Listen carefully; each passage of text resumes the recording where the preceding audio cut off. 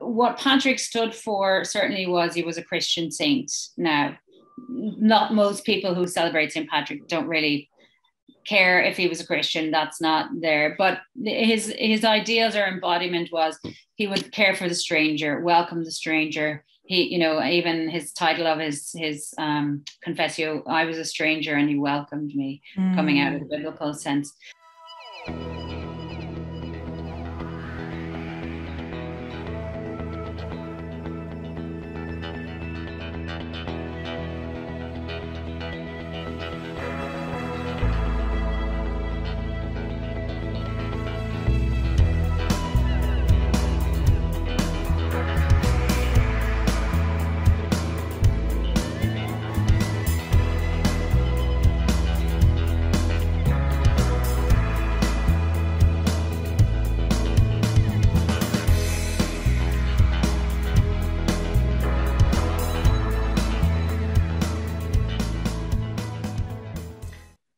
Hey everybody, I'm Dr. Kristen Donnelly, one of the good doctors of Abbey Research. And here at Abbey Research, we are deeply convinced that curiosity can change the world because it's the only thing that ever has. Someone saying, I wonder what's over that hill, or I wonder what this would taste like, is how we've moved humanity forward. So this series is in service of that power of curiosity. It's called Welcome to My World. And I get the incredible opportunity to talk to people all over the world who are different than me, which is literally every person, about something that they know more about or that they've experienced, that if we knew what they knew, our lives would be richer. And today's guest is a chief example of that. I am delighted and privileged to be joined by my friend and friend of Dr. Aaron as well, the eminable Dr. Thérèse Cullen, who has her PhD from Queen's. We all met while we were doing our postgraduate. And her academic background is situated in theology and cultural history. And I think of her as like the woman I go to for Irish monasticism, early Irish theology, and specifically St. Patrick. And she's talked about that a lot. She's offered tours, and she even has her own tour company, Irish Monastic Tours. And if you are heading to the Emerald Isle and you want a more spiritual side of things, Thérèse is definitely somebody you need to look up for a host of reasons. And we're so excited today to welcome her. Thérèse, thank you for coming. Thanks so much for having me, Kristen. Oh gosh, this is so much fun. So let's jump right on in. I'd love to know why the study of St. Patrick, and then we'll talk a little bit more about who he really was. So I suppose I got interested in St. Patrick when I was a child. I was brought up in Ireland, and we were brought around all the early sites as kids for the archaeology and history. And my parents used to put stones in our hands and tell us the history of the site. And I got really curious about archaeology, history, and then later theology from that. And I suppose when I was 16, our family emigrated to America, and then it was everybody was celebrating Irishness through St. Patrick's Day, of course. So a lot of the stuff that I saw celebrating over there wasn't exactly what we would celebrate or how we celebrate in Ireland. So essentially, that's how I probably got there initially, and then I ended up doing theology in Trinity, and then also in Chicago, and later doing my PhD at Queen's, and really wanted to go back to the monastic tradition and kind of understand that a bit more. And St. Patrick would be a big formator in that period. Yeah, he's kind of the most famous, I would say, whether he wanted to be or not. So let's crack on. Who really was St. Patrick? Well, so that's where we have where myth and legend overlap. So there are several ways of kind of finding out where or who he was. One is that we have the two oldest surviving manuscripts in Ireland were written by St. Patrick, and they are his Confession or his Confessio, and the other is his letter to the soldiers of Carrascus. Other documents written about him those are of the 5th century, early 6th century, but the later documents would have been 7th, 9th, and 12th century, and they were hagiographies. And a hagiography is really, I suppose, a writing about a particular saint, but more in a way to influence or manipulate history. A little bit more propaganda than propaganda history. is a good way, yeah. So that propaganda, exactly, and it's to kind of embellish the saint for a certain reason. So, for example, Armagh is the capital, the see of the Irish Church, for the Church of Ireland or Anglican Church and the Roman Catholic Church.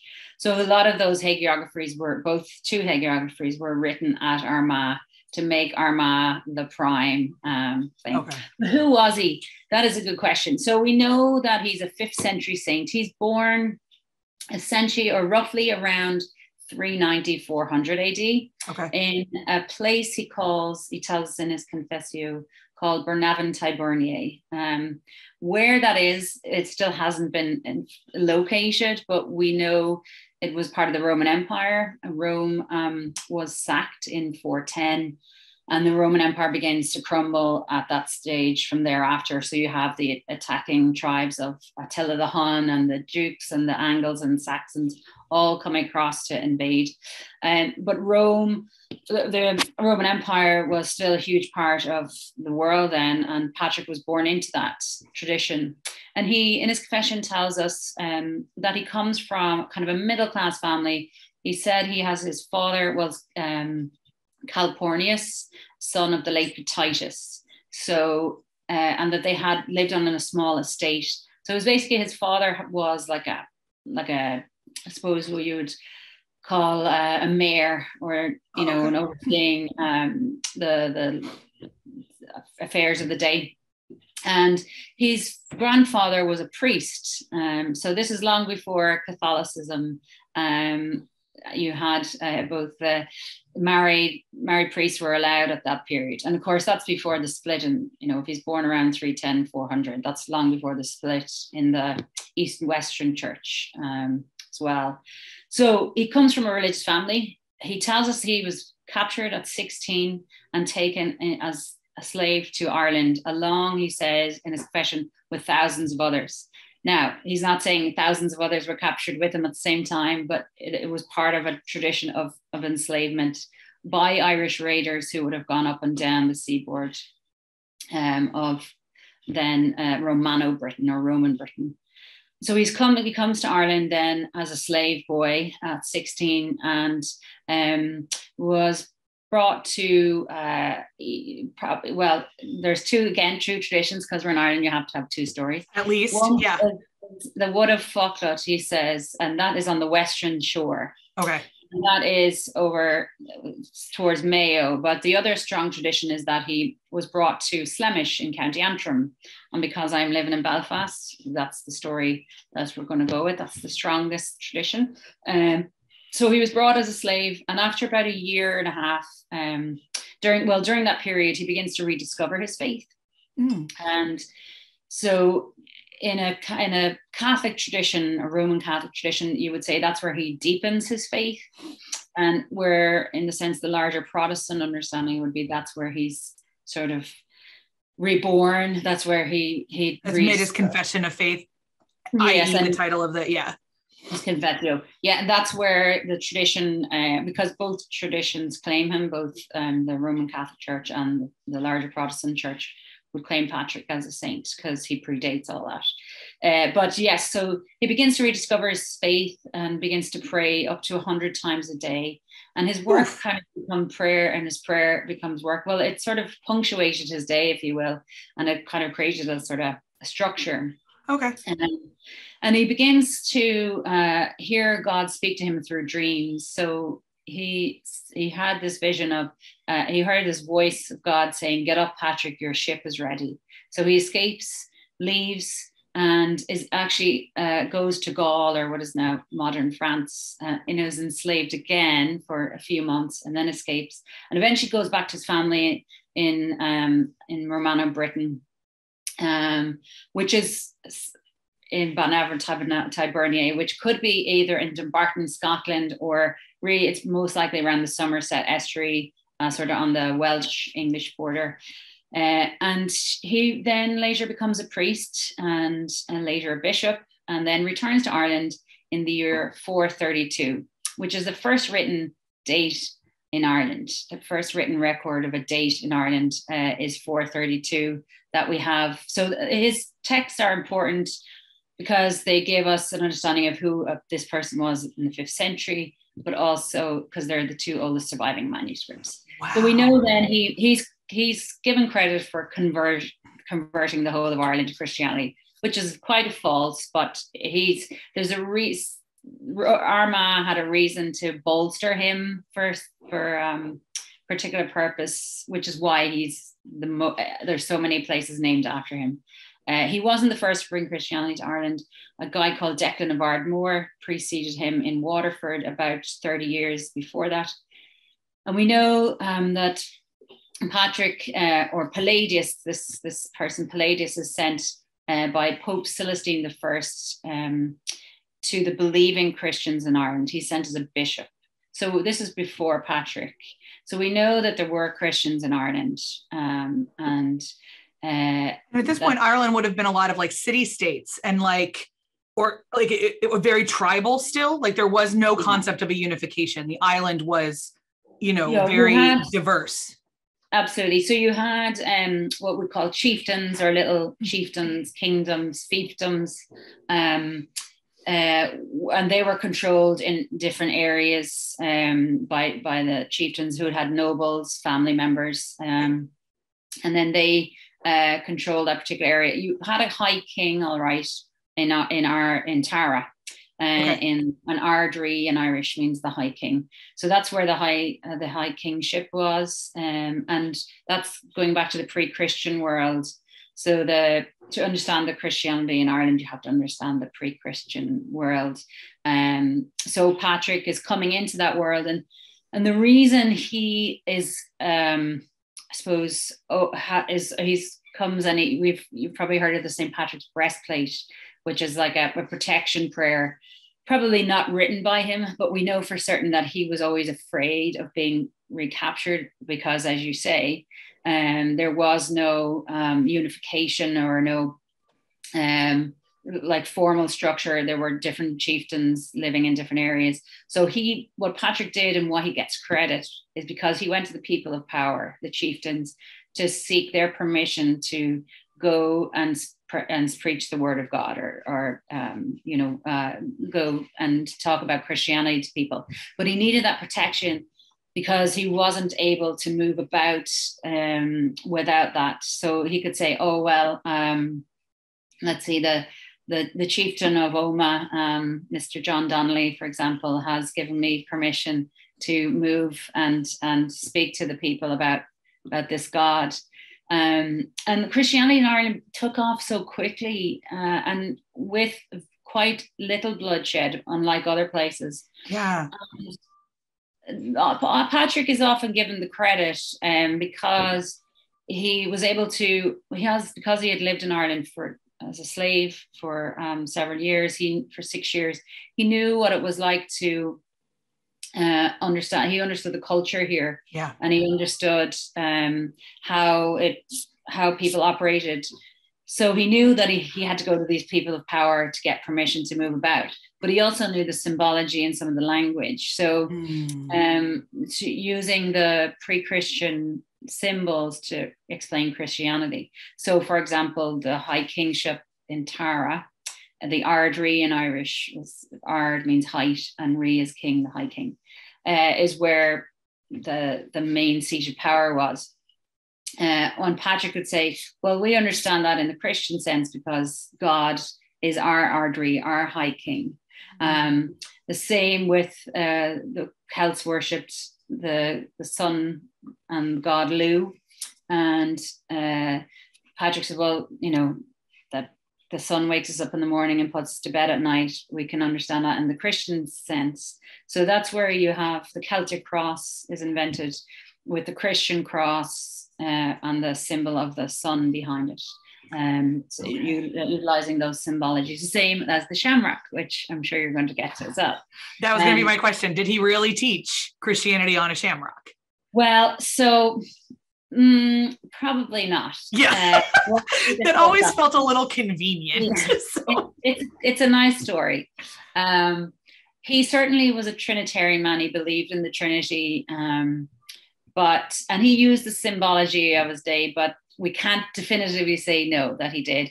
That's really a tradition that dates back to the Irish diaspora in America. When the United Irishmen were formed in 1798, they're taking the symbol of the Shamrock to represent them. So that's where nationalism begins to kind of infiltrate the celebrations of St. Patrick's Day. Is that later period. Yeah, so that's a great transition to kind of my next question. So one of the things that we end up talking about every Paddy's is the fact that the St. Patrick's Day that John grew up celebrating, my husband, who, for anyone who's never watched this before, the John Donnelly that Thérèse jokingly referenced my husband is John Donnelly from Oma. That's why I clapped and laughed.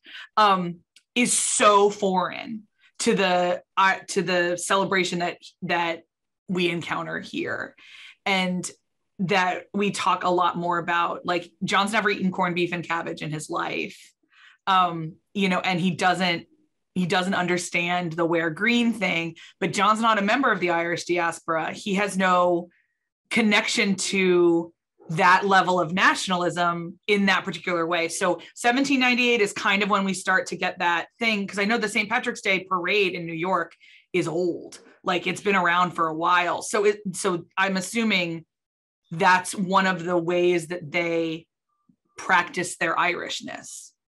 Yeah, so the first parade in the US was actually, I believe it's 1731, if my date is correct, or possibly 1762.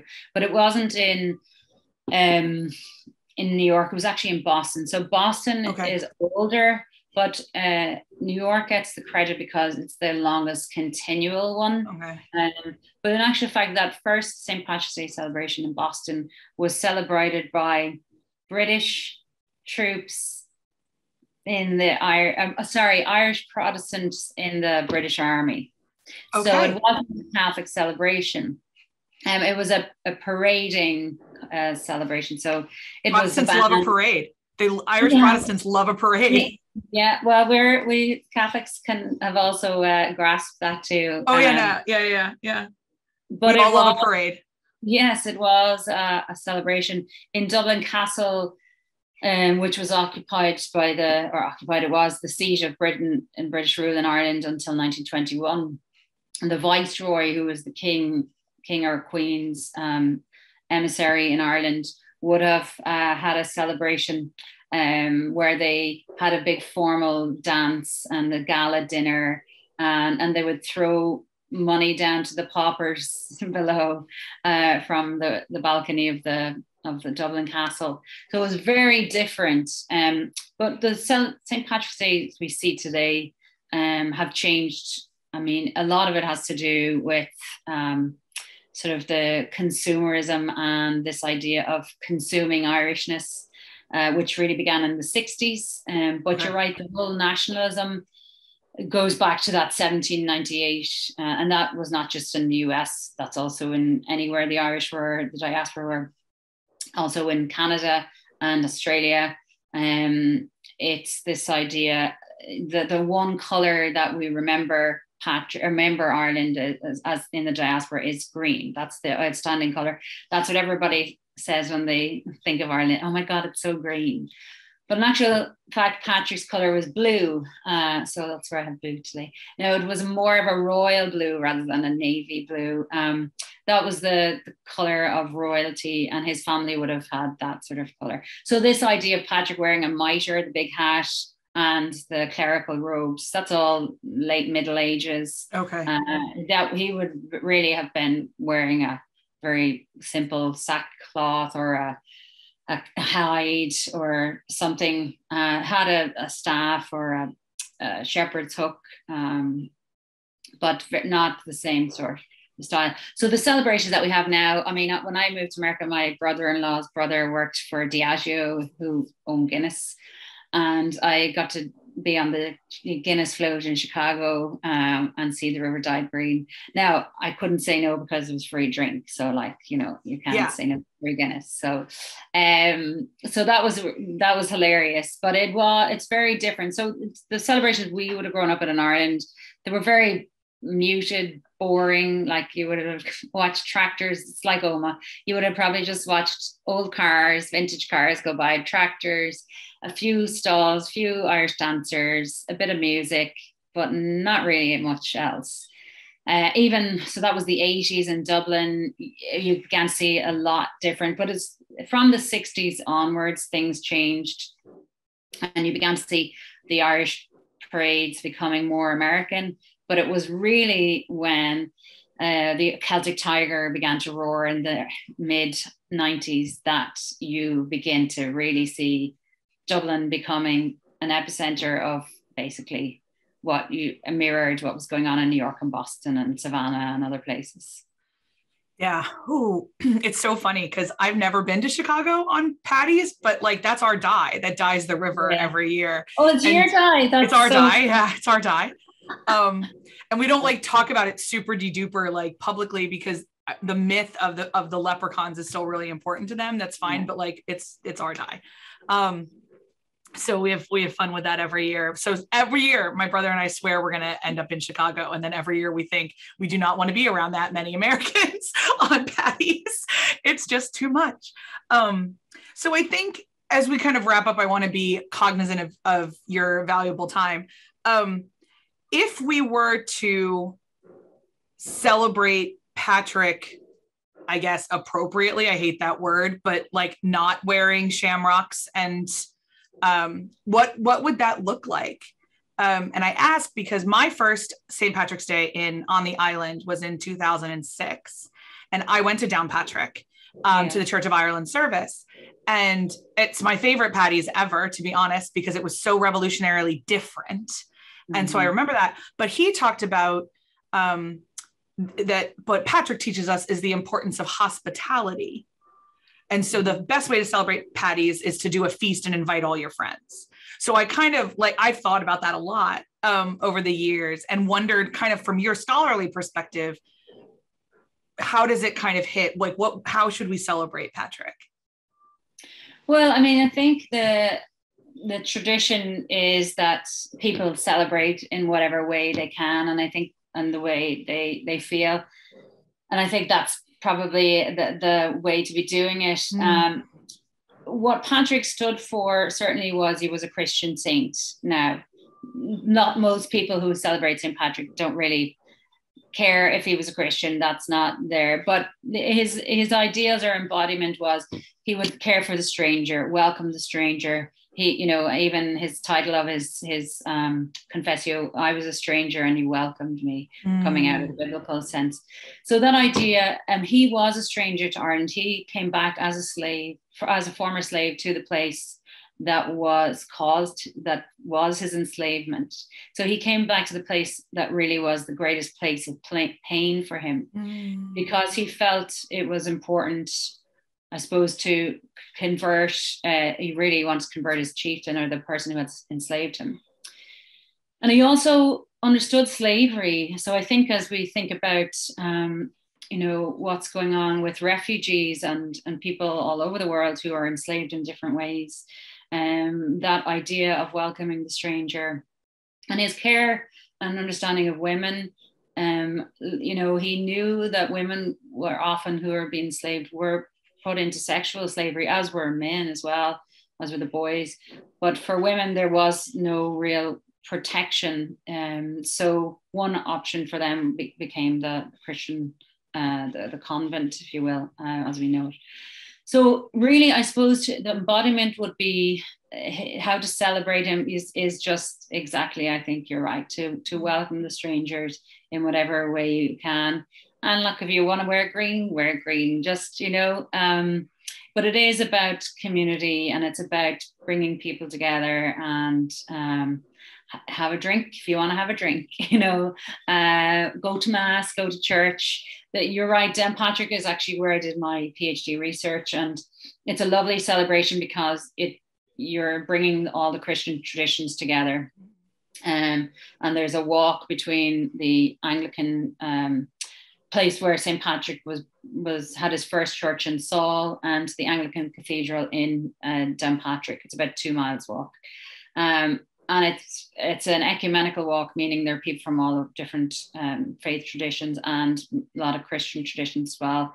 And they're walking together and they're celebrating this person who they believe to be their patron saint. He is the patron saint of Ireland. And then they have a lovely service, Irish dancing, music, and celebrate over a meal.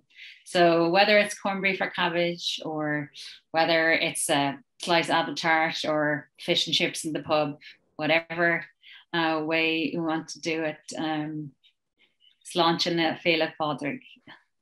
Love it. We've started, it's important for John to cook that day. Yeah. And so whatever he's into that day, like last year we had ramen, because he's really into making homemade ramen, but like it's his way of celebrating his patron saint is to feed people. So yeah, and that idea of the corned beef and cabbage comes from of course, the Irish, like many different cultures, couldn't afford the good cuts of meat, so they couldn't afford the ham that we would normally have. So the boiled ham, so that they went to the Jewish delis, and the offcuts were corned beef, and that's where that tradition comes from. And then the cabbage is, of course, is one of our favorites here at home. Oh yeah. Oh, for sure. And it's so ironic. I love cabbage and I love Colcannon, and he doesn't. So it's one of, so we often joke that I'm culinarily more Irish than he is. But it's funny. Anyway, Thérèse and I can talk forever, but I want to be honest of both your time as a viewer and Thérèse's time in a very busy schedule. So pals, we'll hit pause here, and I'm sure you'll see Thérèse back on the channel at some point, having conversations about hospitality and theology and kind of where we go from here. She also happens to be one of the foremost experts I know on coffee. So maybe we'll have a conversation on that someday. If you enjoyed this conversation, I would really appreciate it if you would give it a thumbs up. The algorithm will then tell more people about this, and we can have more honest conversations about troubling the narrative of St. Patrick, which I think we need to do so we can truly embrace the importance of the day. If you like me and these conversations, please subscribe to the channel. I have a lot like it.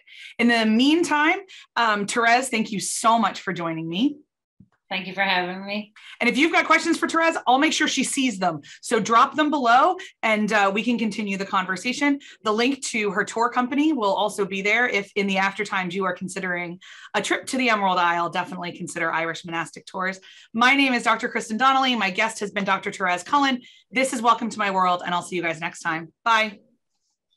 Bye.